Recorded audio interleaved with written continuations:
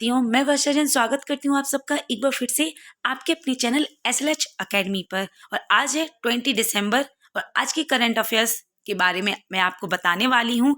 आज से class daily आएगी अब, तो आप सभी लोग डेली 7:30 बजे लाइव जरूर आएं और क्लास को देखें। चलिए तो देखते हैं कि आज का पहला क्वेश्चन क्या है। पहला क्वेश्चन है आप सभी के लिए, भारत और किस देश ने सूचना प्रौद्योगिकी के क्षेत्र में सहयोग के लिए समझौते पर हस्ताक्षर किए हैं। ऑप्शन है जापान, वियतनाम, इंग्लैंड या चीन। तो भारत के साथ वियतनाम देश ने सूचना प्रौद्योगिकी के क्षेत्र में सहयोग के लिए समझौते पर हस्ताक्षर किए हैं। आपको बता दें कि दोनों देशों ने डिजिटल अर्थव्यवस्था को बढ़ावा देने के लिए दो देश यानी भारत और वियतनाम दोनों देशों ने डिजिटल अर्थव्यवस्था को बढ़ावा देने के लिए अपनी अपने देशों द्वारा की गई कई पहलों पर विचारों का आदान प्रदान किया है। अब आप मैप में भी देख सकते हैं कि आपको यह वियतनाम दिखाई दे रहा है। तो इसके जो पड़ोसी देश हैं, इनके पड़ोस में कौन कौन से देश हैं, तो आपको कंबोडिया दिखाई दे रहा है, लाओस दिखाई दे रहा है, बगल में चाइना दिखाई दे रहा है और थाईलैंड। तो ये हैं इनके पड़ोसी देश। तो इसकी सीमा लगती थाईलैंड से नहीं लगती है, कंबोडिया से लगती है और लाओस से लगती है। अब आपको चलिए इसकी डिटेल बताते हैं। तो वियतनाम की राजधानी हनोई है। आपको हनोई के बारे में बता दें कि हनोई की जलवायु उष्णकटिबंधीय है। यहाँ फरवरी वर्ष का सबसे ठंडा तथा जून वर्ष का सबसे गर्म महीना है। यहाँ की मुद्रा वियतनामी दोंग है। राष्ट्रपति गुयेन जुआन कुक, प्रधानमंत्री फाम मिन्ह चिन्ह है। वियतनाम दक्षिण पूर्व एशिया के हिंद चीन प्रायद्वीपीय के पूर्वी भाग में स्थित एक देश है। वियतनाम को देखा जाए तो यह 13वां सबसे अधिक जनसंख्या वाला देश है। तो याद रखें कि यह कितनी जनसंख्या वाला देश है, कितने नंबर का, तो यह 13वां सबसे अधिक जनसंख्या वाला देश है। आगे आपको बता दें कि बौद्ध धर्म यहाँ का प्रमुख धर्म है। तो याद रखें कि वियतनाम में कौन सा धर्म चलता है, तो वियतनाम का जो प्रमुख धर्म है वह है बौद्ध धर्म। यहाँ की जो जनसंख्या है वह देश के 85% हिस्सा है। मतलब यहाँ की जो जनसंख्या है वह 85% सारे देश की यहाँ की जनसंख्या बौद्ध धर्म को मानती है। और बौद्ध जनसंख्या में यह दुनिया का तीसरा सबसे बड़ा देश है। तो आप समझ सकते हैं कि वहाँ की जनसंख्या सबसे ज़्यादा बौद्ध धर्म को ही माना करती है। आपको जैसे बताया गया है कि वियतनाम दुनिया का तीसरा सबसे बड़ा देश है बौद्ध धर्म को मानने वाला। तो पहले स्थान पर है चीन और दूसरे स्थान पर है जापान। तो याद रखें कि पहले स्थान पर बौद्ध धर्म को सबसे ज़्यादा मानने वाला देश है चीन, दूसरे स्थान पर है जापान और तीसरे स्थान पर है वियतनाम। आपको आगे बता दें कि इसके उत्तर में चीन, उत्तर पश्चिम में लाओस, दक्षिण पश्चिम में कंबोडिया और पूर्व में दक्षिण चीन सागर स्थित है। तो इसकी सीमा किस किस से लगती है, तो इसकी सीमा चीन, लाओस और कंबोडिया से इसकी सीमा लगती है। अब आपको नेक्स्ट क्वेश्चन बताते हैं। नेक्स्ट क्वेश्चन है, हाल ही में किसे गोला global entrepreneur of the year award से सम्मानित किया गया है। तो अवार्ड का नाम फिर से बता दें कि मोला global entrepreneur of the year award से सम्मानित किसे किया गया है। ऑप्शन है रतन टाटा, कुमार मंगलम बिड़ला, अजीम प्रेम जी या मुकेश अंबानी। तो इसका सही आंसर है हाल ही में कुमार मंगलम बिड़ला जी को मोला global entrepreneur of the year award से सम्मानित किया गया है। अब आप इनकी पिक्चर भी देख लें कि ये है कुमार मंगल बिड़ला। आपको इनकी डिटेल बता दें कि आदित्य बिड़ला समूह के अध्यक्ष कुमार मंगलम बिड़ला को हाल ही में सिलिकॉन वैली से बाहर स्थित द इंडस एंटरप्रेन्योर्स से मोला global entrepreneur of the year award से सम्मानित किया गया है। तो अवार्ड का नाम अच्छे से याद रखें क्योंकि एग्जाम में ऐसे भी पूछा जा सकता है क्वेश्चन कि कुमार मंगलम बिड़ला जी को किस अवार्ड से सम्मानित किया गया है। तो अवार्ड का नाम है मोला global entrepreneur of the year award से सम्मानित किया गया है। आगे की डिटेल बता दें कि कुमार मंगलम बिड़ला पहले भारतीय उद्योगपति हैं जिन्हें इस पुरस्कार से सम्मानित किया गया है। तो यह भारतीय उद्योगपति हैं जिन्हें किस अवार्ड से सम्मानित किया गया है, तो मोला global entrepreneur of the year award से सम्मानित किया गया है।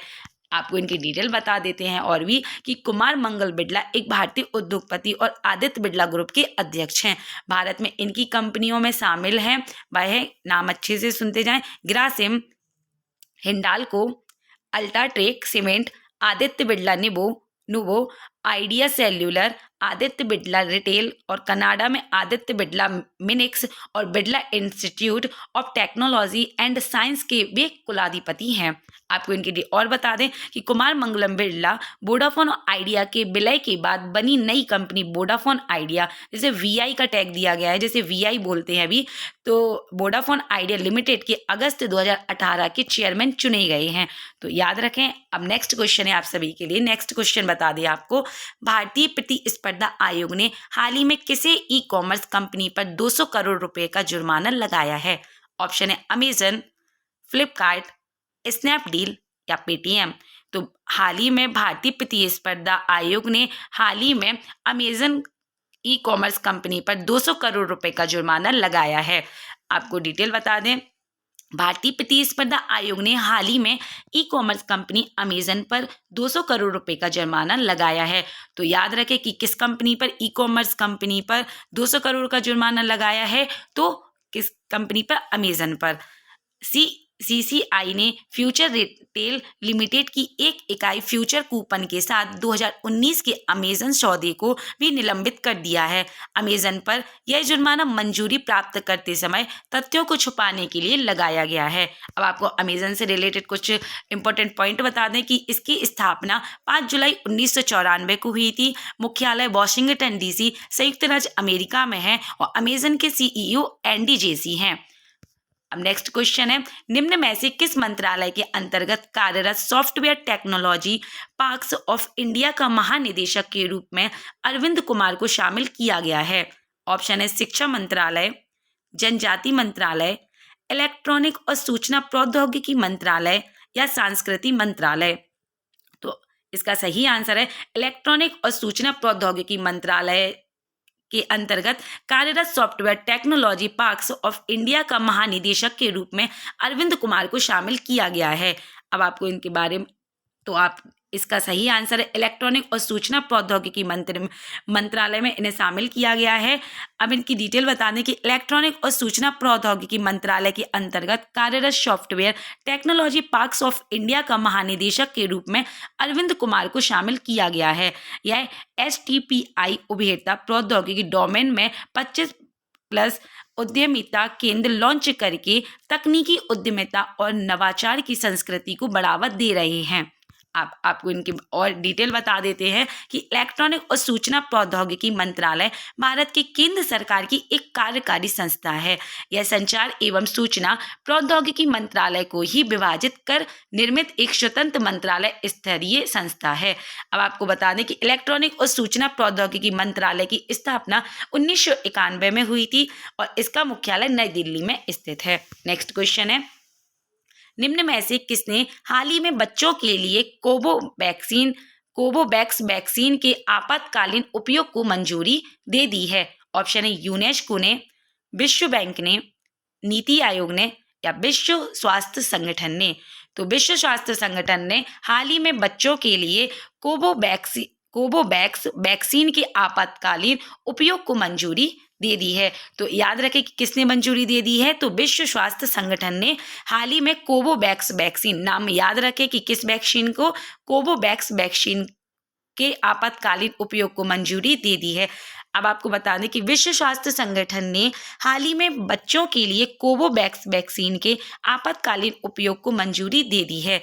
इस वैक्सीन को नोवे कोविड-19 वैक्सीन के रूप में सूचीबद्ध किया है। तो याद रखें कि इस वैक्सीन को नोवे कोविड-19 वैक्सीन के रूप में सूचीबद्ध किया है, जिसका उद्देश्य कम आय वाले देशों में टीकाकरण की पहुंच बढ़ाना है। तो जहां पर कम आय, मतलब जहाँ के लोगों की कम आय वाले देश हैं, वहाँ पर यह टीकाकरण को पहुँचाने में बढ़ाना है। अब आपको बता दें इसकी डिटेल WHO की, तो WHO की स्थापना 7 अप्रैल 1948 में हुई थी। मुख्यालय जिनेवा स्विट्जरलैंड में स्थित है और इसके सदस्य थे 194 तथा 2 संबंध सदस्य हैं। अब नेक्स्ट है क्वेश्चन, इनमें से किस अंतरिक्ष एजेंसी के पार्कर सोलर प्रोब ने इतिहास में पहली बार सूर्य के ऊपरी वायुमंडल में प्रवेश किया है? ऑप्शन है नासा, इसरो, ईसा या स्पेस एक्स। तो इसका सही आंसर है नासा। नासा ने अंतरिक्ष एजेंसी के पार्कर सोलर प्रोब ने इतिहास में पहली बार सूर्य के ऊपरी वायुमंडल में प्रवेश किया है? नासा इसके बारे में बता दें आपको कि अमेरिका की अंतरिक्ष एजेंसी नासा की पार्कर सोलर प्रोब ने हाल ही में, तो प्रोब कौन सा, तो नासा की पार्कर सोलर प्रोब ने हाल ही में इतिहास में पहली बार सूर्य के ऊपरी वायुमंडल में प्रवेश किया है। तो पूछा जाए कि अगर सूर्य के किस वायुमंडल में, तो ऊपरी परत पर, तो किसमें, ऊपरी वायुमंडल में प्रवेश किया है। इस पार्कर सोलर प्रोब का उद्देश्य सूर्य के करीब जाकर उसके रहस्यों को उजागर करना है। यह वर्ष 2018 में लॉन्च होने के 3 साल बाद आखिरकार वातावरण में आ गया है। तो यह कब लॉन्च हुआ था? 2018 में यह लॉन्च हुआ था और 3 साल बाद इसने अपना रिजल्ट दे दिया है। आपको नासा के बारे में बता दें कि नासा की स्थापना 29 जुलाई 1958 में हुई थी।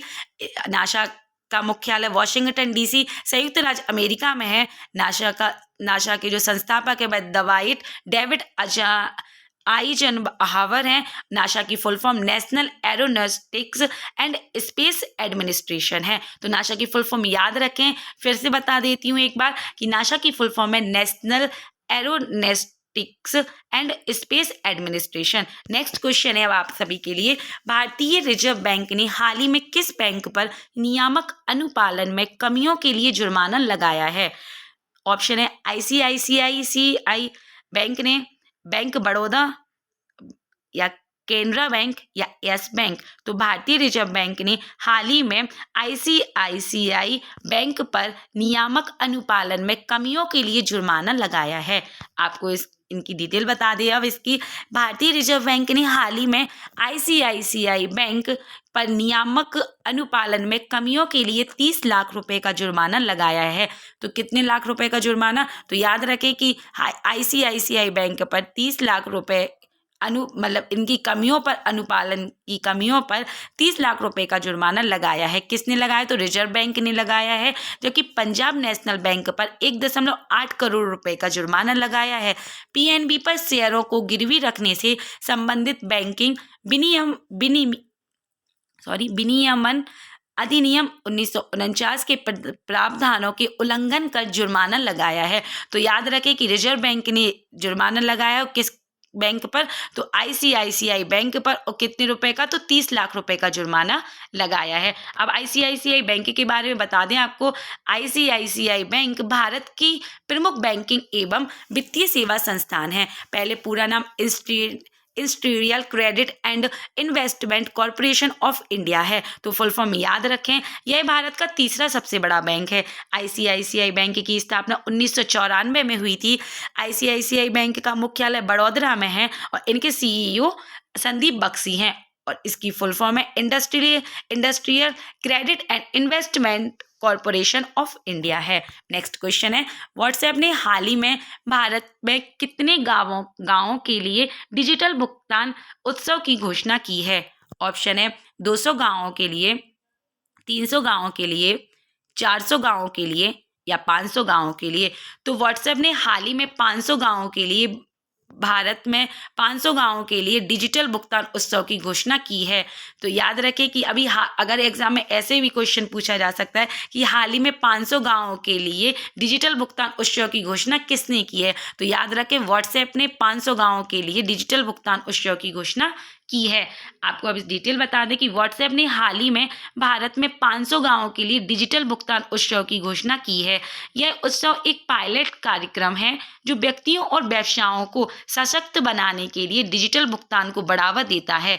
इस उत्सव का उद्देश्य ग्रामीणों को व्हाट्सएप पर भुगतान के माध्यम से डिजिटल भुगतान तक पहुंच प्रदान करना है। तो आप समझ गए होंगे कि व्हाट्सएप के द्वारा ही 500 गांवों के लिए यह भुगतान की सुविधा घोषणा की है। अब आपको व्हाट्सएप के बारे में बता दें कि व्हाट्सएप की स्थापना 2009 में की गई थी। इसका मुख्यालय कैलिफोर्निया संयुक्त राज्य अमेरिका में है। व्हाट्सएप के संस्थापक जेन कॉम और ब्रायन एक्टन है और इसके CEO बिल कैचकार्ट हैं। नेक्स्ट क्वेश्चन है, YouGov के द्वारा किए गए एक सर्वेक्षण में विश्व के टॉप 20 सबसे प्रशंसित पुरुषों की सूची में प्रधानमंत्री नरेंद्र मोदी कौन से स्थान पर हैं? ऑप्शन है 5वें स्थान पर, 8वें स्थान पर, 12वें स्थान पर या 15वें स्थान पर। तो YouGov के द्वारा किए गए एक सर्वेक्षण में विश्व के टॉप 20 सबसे प्रशंसित पुरुषों की सूची में हमारे प्रधानमंत्री नरेंद्र मोदी 8वें स्थान पर हैं। अब आपको इनकी डिटेल बता दें कि डेटा एनालिटिक्स कंपनी YouGov के द्वारा किए गए एक सर्वेक्षण में विश्व के टॉप 20 सबसे प्रशंसित पुरुषों की सूची में प्रधानमंत्री नरेंद्र मोदी 8वें स्थान पर रहे हैं। पीएम मोदी 38 देशों के 42,000 लोगों की से फीडबैक लेकर सूची तैयार की गई है। तो यह सूची कितने लोगों की है? तो 38 देशों के हैं और 42,000 लोगों की से फीडबैक लेकर यह सूची तैयार की गई है, जारी की गई है। इस सूची में सचिन तेंदुलकर, शाहरुख खान, अमिताभ बच्चन और विराट कोहली भी शामिल है। तो याद रखें कि प्रधानमंत्री जी को 8वें स्थान पर रखा गया है और इस सूची में 38 देशों की यह सूची में सचिन तेंदुलकर, शाहरुख खान, अमिताभ बच्चन और विराट कोहली भी शामिल हैं। अब आपको नेक्स्ट क्वेश्चन, यह हमारी वीडियो का अंतिम प्रश्न है आज की, यह है अंतर्राष्ट्रीय मानव एकता दिवस कब मनाया जाता है?